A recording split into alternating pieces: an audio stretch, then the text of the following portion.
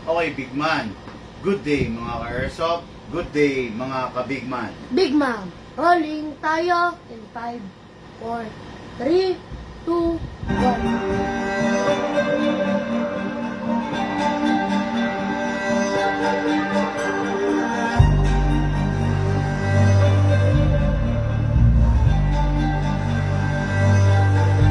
Isa ka ba sa napagbilang, sa kanilang mga emosyon tinatagay na malihilan pang karaniwan, kaibigan. Bakit di mo galawan ang pangarap mo para di maiwan? Iyan, nasasaktan ka sa mga narating ng iyong kaibigan, kaibigan. Maliwanag na ang taglay mo'y inggit, inggit. Sumabay ka nang hindi ka naiinggit, inggit.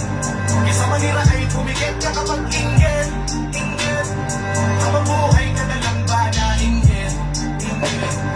Pagkala sa'yo ba mga katagang inggit? Sila sa tabi-tabi, mga galawan na peke at taitae. Sa personal para bang magkaibigan kami, pero salitang suportahan eh wala silang pake. Kaya ba't ako susuporta? Kung wala ka na magkwenta, dapat nga ay purahin kita sa social media. Pero di ko ginawa para mas makita mo kung paano ang mga gawa ko ay bumenta dito sa apilitan.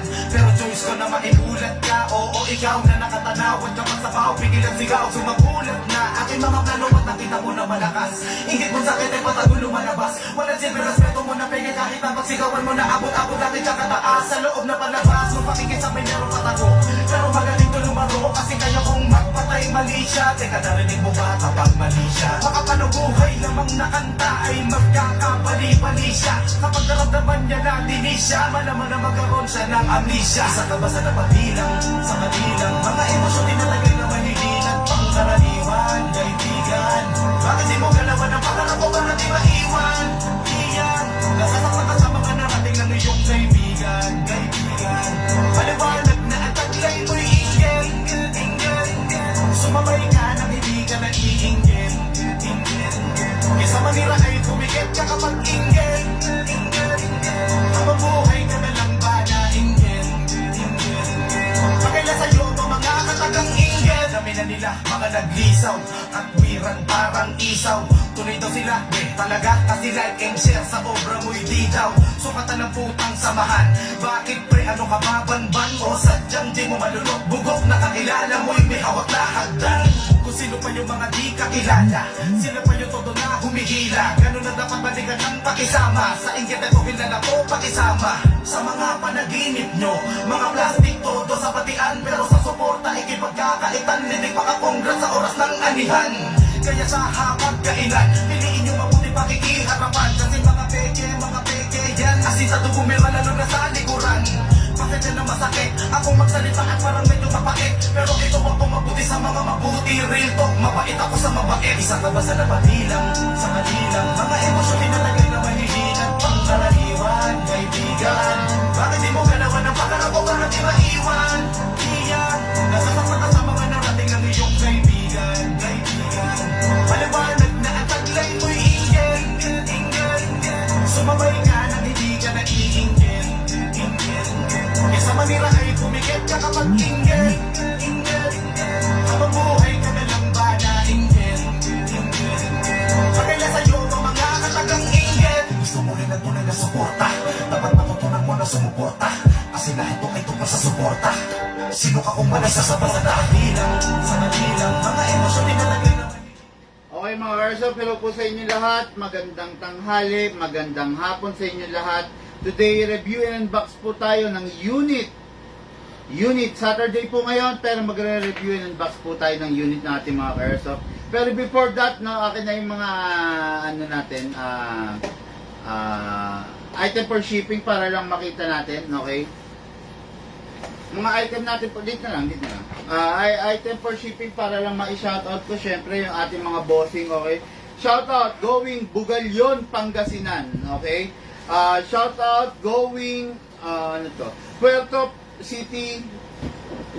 Puerto Princesa City, Palawan, okay? Then, shoutout, going Santa Catalina, Ilocos Sur, okay? Mga pakiabot to. Santa Catalina, Ilocos Sur, kay Lucas, pakita lang natin, pakibasa. Going Tayum, Tayum Abra, okay? At saka yung isa, going Lapu-Lapu City, Cebu. Okay, pakita mo. Okay, ayan. Going Lapu-Lapu City, Cebu. Okay, mga Airsoft, yung mga unit, okay na, nakapack na po ng maayos. Ready na po, no, to pick up ng courier. Plus, isasabay natin itong mga unit na to. Okay? Tatlong unit, tatlong ano. Sabi mo kay mama, anong pangalan nung ano, nagkamali ng shipping?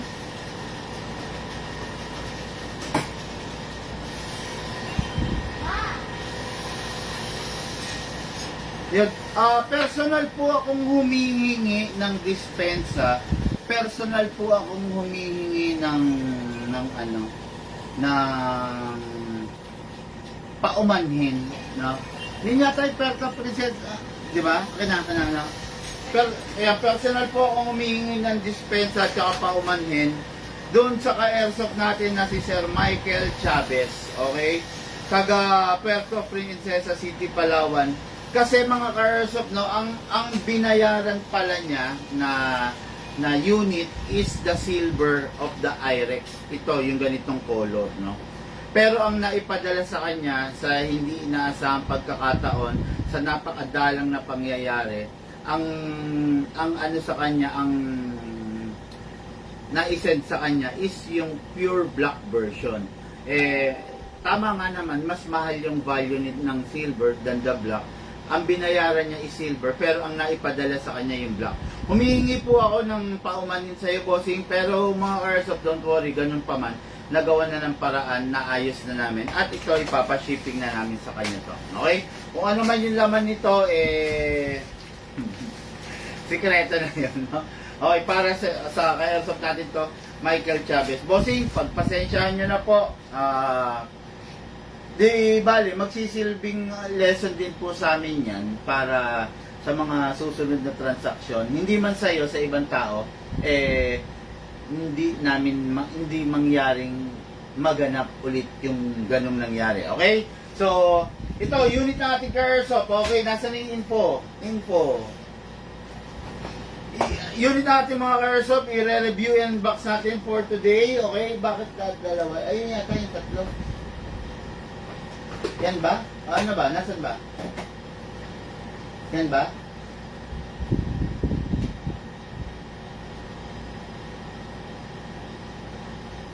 Ito nga. Ito yata yung info. Ito? Sa kanya. Okay, ito yung info. Okay, shoutout, good day and Good afternoon, Sir Nelson Pasag of San Roque, Buhi, Camarines Sur. Bossing, ito po yung unit mo. This is the, kung tawagin natin na High Kappa 2011, the IREX edition. Okay, what is good and special about this? Guwapo, tikas, ganda, mayabang ang angas, di ba? Then meron siyang meron pa siyang hindi ko alam kung anong manuscript na tinatawag, no? Meron siyang mga naka-ukit dyan na hindi ko alam kung Arabic or what, no? Pero maganda siya. Kaya lang itong unit na to 6.0, okay? Tapos naka fine tuning, naka trigger job, naka fixed outer barrel, naka hammer protection pad, pero naka stock lang siya na nozzle at saka hindi siya naka half rubber ng premium. Napakaganda ng unit, napakasarap gamitin. Bossing, Nelson Pasag of San Roque, Buhi, Camarines Sur. Bossing, ito po yung unit mo. What is good and special about this unit? Okay? Actually, common lang naman to. Hindi naman ganun ka-high-end to, hindi naman ganun ka-special to, no? So, in terms of firepower, okay naman, sasabay naman to, no? Kaya lang nga, sa totoo lang, medyo may alangan ako dito sa unit na to, no? Hindi ko ganong pinopromote to. It is because, minsan may topak no? Minsan may topak, minsan may chamba, minsan naman wala, no? Ang pinakasakit ng ganito kasing unit, mga Airsoft, normally, hindi siya, nagkakaroon siya ng problema sa pag-open slide, no? Normally, pag yung mga ganitong unit, minsan dumarating siya sa punto na hindi putok ka ng putok sa kanya pero hindi siya nag-open slide, no? Yun ang pinaka nakikita kong sakit nitong unit na to, hindi siya nag-open slide, no? So ayun nga, talagang ganon, no? Hindi siya nag-open slide. Yung black version nito may rapid fire. Yun yung naipadala, no? Okay, no? Anyway, hindi siya nag-open slide, yun ang topak lang naman ito, no? Pero other than that, okay naman. Masasabi natin, okay na okay gamitin, no? Nelson Pasag, ito po yung unit mo, okay? The next unit natin, Jeric Mendeville, okay? Of Bara, Opol, Misamis, Oriental. Okay, ito yung unit natin, Airsoft.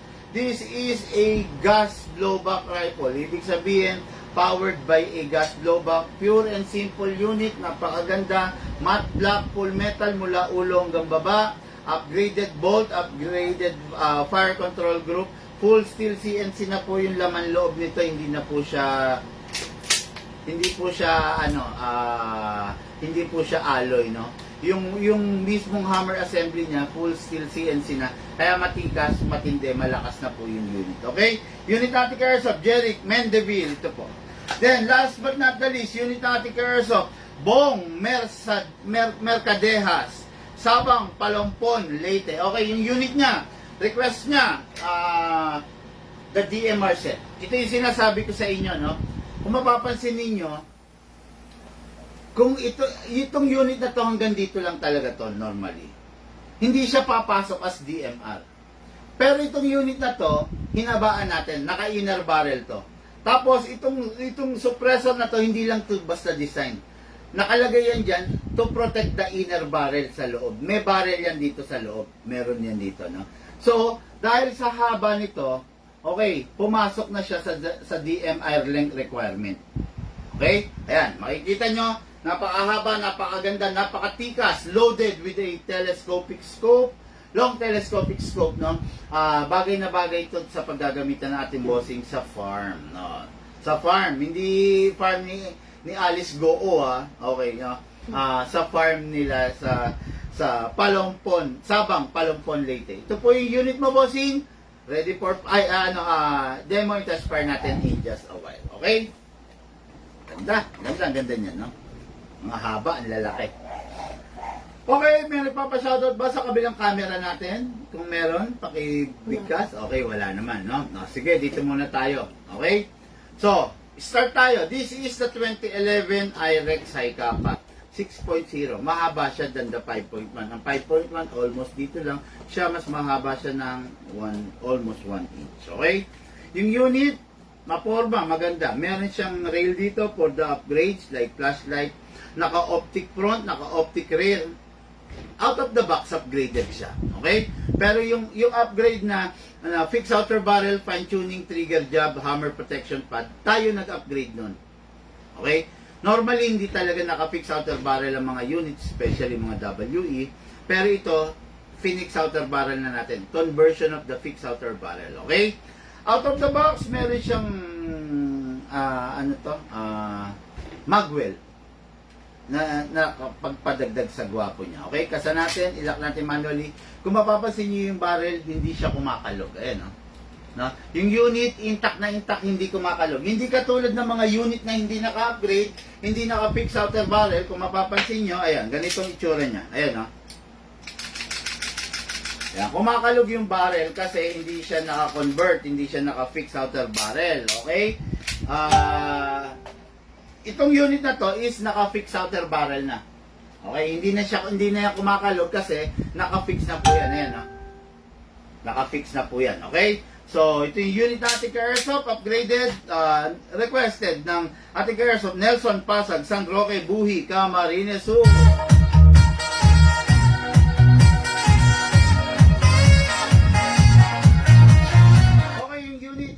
Silicone oil. Yung unit, mga Airsoft, kahit upgraded, not unless sinabi ko na pwede siyang gamitan ng 14 kg. That's the only time na gagamitan niya ng 14 kg. Pero pag hindi ko naman sinabi, huwag ninyong gagamitan kasi sayang po yung unit ninyo, masisira lang po. No? Although ang unit dito sa Bigman, lifetime warranty, basta nagka-problema, tawagan po kami. Never ko pong sinasabi sa vlog ko na pag nagka-problema, kalikutin mo, kalasin mo, baklasin mo, ipabaklas mo sa biyenan mo, sa gunsmith, kahit kani-kanino. Hindi ko po sinasabi yan, okay? Pag po nagka-problema, ang una ko sinasabi, tawagan nyo po ako para advisean ko po kayo. Okay? Ayan po, maliwanag po yan ha. Huwag po tayong matigas ang ulo, no? Pag po matigas ang ulo natin, mapapahamak po tayo. Pero pag susundin nyo po kung ano yung pinakabilin ko, hindi po kayo mapapahamak. Bagkos masarap maglaro ng airsoft. Okay? Press the valve, lagyan natin ng silicone oil. Then, dito sa ilalim, walang ipe-press, spray. Output valve, inlet valve. Okay, then sa unit, kasa natin, ilock manually, spray tayo sa slide stopper. Okay, then spray din tayo sa loob, sa nozzle, yung color black. Okay, then, wag atakin to pababa. Atakin to. Release, then rest. Okay. Ay! Ngayon, maglagay tayo ng gas. Sa paglalagay ng gas, always pataob, upside down. Yung unit natin, naka-fine tuning, naka-trigger jump. Kung mapapansin ninyo, 2 seconds lang ako maglalagay ng gas. Nothing more than that kasi kaya na niyang i-fire lahat ng ilo-load natin sa magazine. Okay, upside down, then press down. 1, 2. 2 seconds, sobra-sobra na po yun. Kasi naka-fine tuning, naka-trigger jump to, kaya matipid sa gas. Okay? Hatakin to pababa, then place your other thumb here. Dito po ilalagay yung bala. Pump lang po tayo. Okay. Mga karso po, maximum rounds ng isang magazine is 27. Pero ang sinasabi ko, wag ninyong pupunuin ng maximum rounds kasi yung spring ninyo, yung bis na malakas siya, manghihina siya. Pag nanghihina yung spring nyo, wala kayong mabibila ng spring na ganito.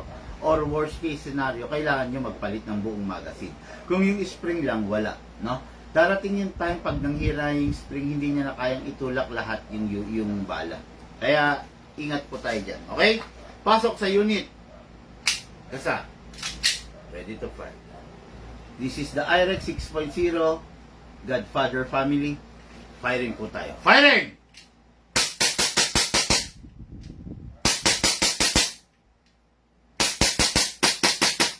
Open slide.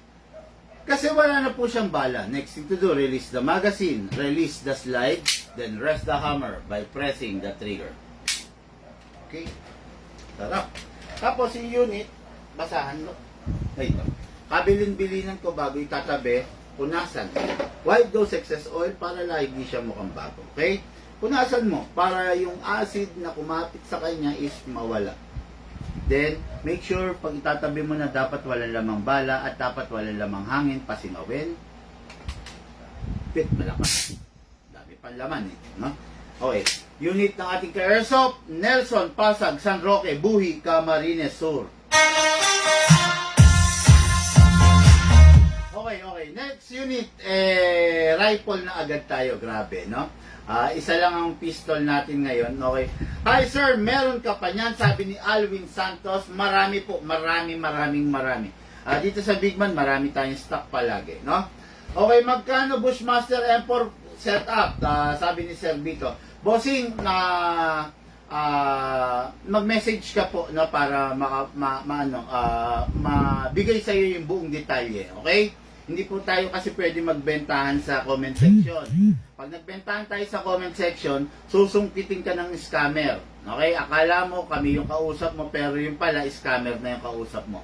Kaya ang pinaka-suggest ko, mag-message ka personally doon sa messenger natin para po mabigay sa iyo yung buong detalye. Again, hindi po tayo pwede magbentahan sa comment section para po makaiwas tayo sa mga nakabantay na scammer. Okay? Ngayon, this is the unit, the M4A1 GBBR by the HK416. Makikita nyo, long barrel siya. What is good and special about this full metal mula ulo hanggang baba? Okay? Napakaganda niya dahil yung una nga inspired siya by the HK. Makikita nyo, ang laki nito. No? Maganda siya pero not my type, no? Hindi ko kasi type yung sobrang taba rito eh. Yun nga eh. Quad rail siya, no? Yung mga rail na yan, pwede sa lahat ng upgrades na gustuhin nyo. Flashlight, laser, scope, etc. etc. Pwede nyo pang lagyan ng vertical grip dito para hindi kayo nahihirapan. Okay? So yung unit, maganda. Mabigat, no? Kasi full metal siya. Okay? Ngayon, sabi ko nga sa inyo, GBBR to. So powered by AGAS. Ngayon, normal, pag powered by AGAS, GBBR, kinakasa. Yan. Pero syempre, bago nyo ikasa na ikasa, dapat may silicone oil. Actually, ang proper na pag silicone oil dito, dapat bubuksan. Kasi ang dapat lagyan ng silicone oil is yung roller, no, ng charging handle. Pero, wala na tayong oras para magbukas. Anyway, lubricated pa naman to. Sprayan na lang natin yung gilid. Okay, kasa natin, ilak. Ay, okay. Ganyan pala. Oy! Okay? Yan. Then, lalagyan natin ng silicone oil yung mismong bolt. Yan. Ito, itong gilid na to, para hindi siya ganun magasgas. Para flawless siya pag inaano nyo, kinakasa nyo, ha? Ayun. Okay? So, okay na yan, may silicone oil na. Dako tayo ngayon sa magazine niya. This is the magazine. Merong output valve sa taas, merong inlet valve sa baba. Ganun pa rin, parang rifle, parang pistol. Press the valve, then spray. Okay. Huwag na huwag ninyong papabayaan sa silicone oil, mga ka-airsoft. Yung maagang masisira yung unit nyo. Okay? Tapos, sa isang rifle, pwede kang gumamit ng 12 kg, pwede kang gumamit ng 14 kg. Pinakamaganda gamitin mo 14 kg para ma-maximize mo yung lakas niya. Upside down, then press down. 1, 2. Uy! Kala ko meron. Parang meron siya.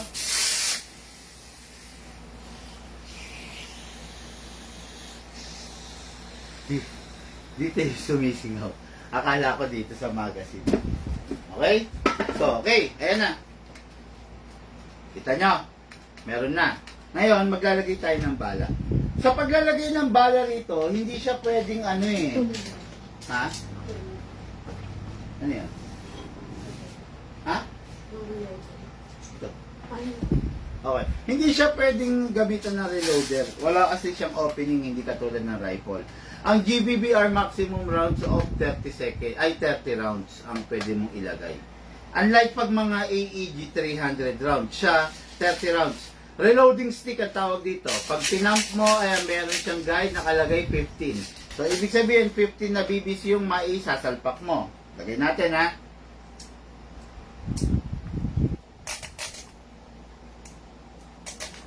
Okay, ayun. Simple lang naman. Tapos, pwede mo panlagyan. Dagdagan pa natin, ha?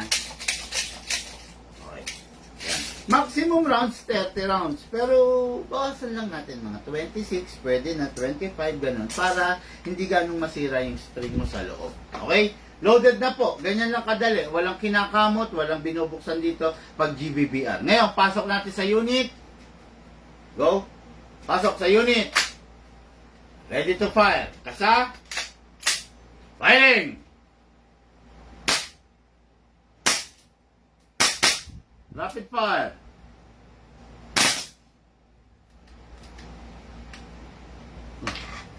Dali. Yun. Rapid fire. Single fire. Open slide, open bolt pala, sorry. Kasi wala ng bala.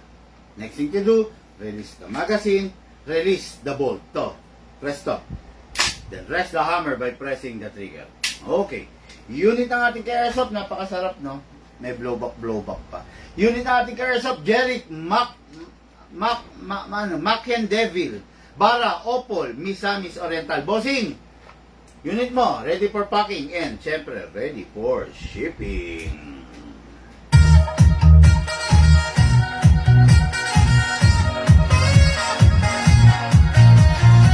Yung magazine, pag hindi na gagamitin, make sure wala lamang bala at dapat wala lamang hangin. Pasingawin. Okay. Ready for packing po and ready for shipping. Oh, look mo. Pakitabi muna. Okay. Okay. Next unit and for the main event. Grabe to, ang haba nito, ang laki-laki, no? Next unit and for the main event. This is a DMR setup.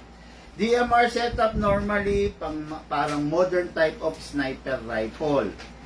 Tikas niya, ang ganda niya, di ba?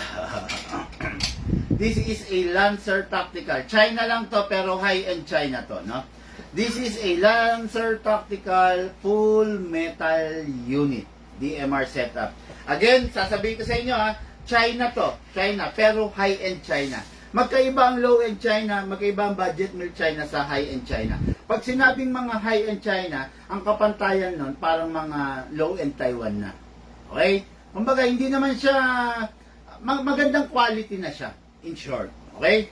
So, itong unit na to, makikita nyo, DMR setup, pati ang butt stock, kakaiba. Kung makikita nyo rin, meron siyang battery, magazine compartment dito. Okay? Yan. Kita nyo na ang liit lang ng magazine, di ba? Yung magazine na to kasi, itong gagamitin nyo pag DMR setup siya. Tulad dito, DMR setup. Pag DMR, hindi ka naman magra-rapid fire. Ngayon, pwede rin naman itong gamitan ng M4 magazine. Ayan. Gagamit ka ng M4 magazine pag assault type ka naman. Okay? Ngayon, makikita nyo, slotted siya. Pakaganda, napakalupit. Stand color, no? Ito yung gusto kasi ng ating bossing. Okay. Ganito, magpapile tayo using both. Itong magazine na to, yung kasama niya, wala siyang butas sa ibabaw. Wala rin kinakamot. So, ibig sabihin, injectable type to. Ayan, okay? Ngayon, ito ang gagamitin nyo pag sniper mode kayo. Ngayon, ito ang gagamitin nyo pag rat-rat mode kayo. Buksan sa ibabaw, buhusan ng bala, 300 rounds, pasok dito, okay, then, sara. May gear sa ilalim, kamot.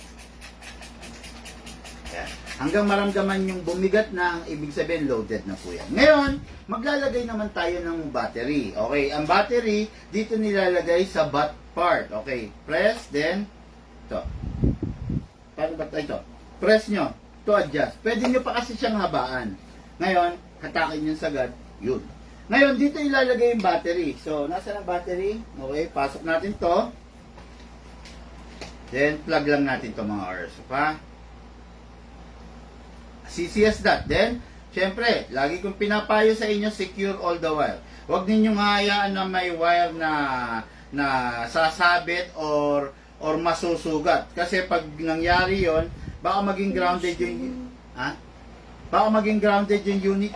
Tsaka ayaw masabit Baka maging grounded yung unit nyo mga cars. So pag naging grounded yung unit nyo, ano na, baka pagsimulan pa yan ng pagkasira, no?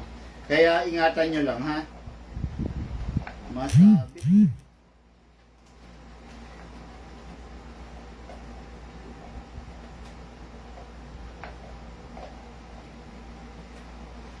Ano? Yan. Maano ito, sumasabit ito. Pengi ako maliit na lang na battery. Perwisyo yung malaki na yan kahit kailan eh. Okay, lagay tayo ng battery. Okay, Li-Poly. Ang Li-Poly, isa sa pinaka-effective type na battery, pero siya isa sa pinaka-sensitive. Pag Li-Poly ang gamit mo, make sure hindi siya madedrain, malolob. At pag Li-Poly ang gamit mo, make sure na i-monitor mo yung consumption, ha? Hindi pwedeng ratsyada lang na ratsyada. Okay, single fire. Rapid fire. Kahit DMR setup to, may rapid fire pa rin. Sarap, di ba? Okay. Okay, unahin natin single fire. Hindi. Sa video, ano na lang, DMR setup na. Okay. Dun muna tayo sa DMR setup niya. Okay? Ngayon, mga airsoft. Sige, go. Mga airsoft test. Mga airsoft test fire po tayo. The DMR setup of the Lancer Tactical Full Metal Version.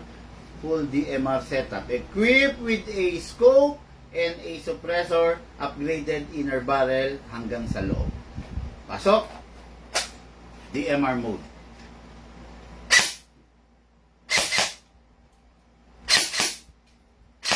Ngayon, magra-rapid fire mode tayo. Assault mode naman tayo, no?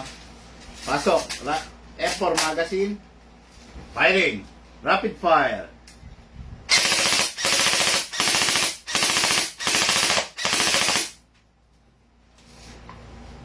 Release. Clear the chamber. That's it. Ayan, no? Ayan, nakita nyo, no? Both magazine working. Ito, ubusin natin to. Pasok natin to mga airsoft, ha? Ayan. Single fire lang tayo, ha? Single fire. Sarap pag sumisingle, no? Sumisipat ka lang, oh. Ayan. Yung paggagamitan kasi ng boxing natin dito is sa farm. Ayan. Dahil sa farm nga niya gagamitin, so okay lang na single-single, di ba? Napakaganda ng unit, grabe. Hindi nyo matatawaran yung ganda nito. Bong Mercadejas, Sabang, Palompon, Leyte. Bossing, ito na po yung unit mo. Ready for packing and ready for shipping. Naglalag tong monitor ko, nakakainis. Hindi ko ganong makita yung mga Okay, share that, Sir Big Man. Have a great day ahead, sabi niya. Thank you po. How much po kanyang unit? Sir MJ, PM po kayo. Julze, sniper units po, mayroon po kayo. At magkano po? Meron po, mag-PM po kayo para po mabigay sa inyo yung buong detalye. Okay, mga Airsoft, lahat po tayo nagmula sa iba't ibang larangan. Pinagbuklod, pinag-isa ng iisang libangan. Yun po ang paglalaro ng Airsoft, patid po sa inyo ng inyong lingkod, Big Man. Thank you po.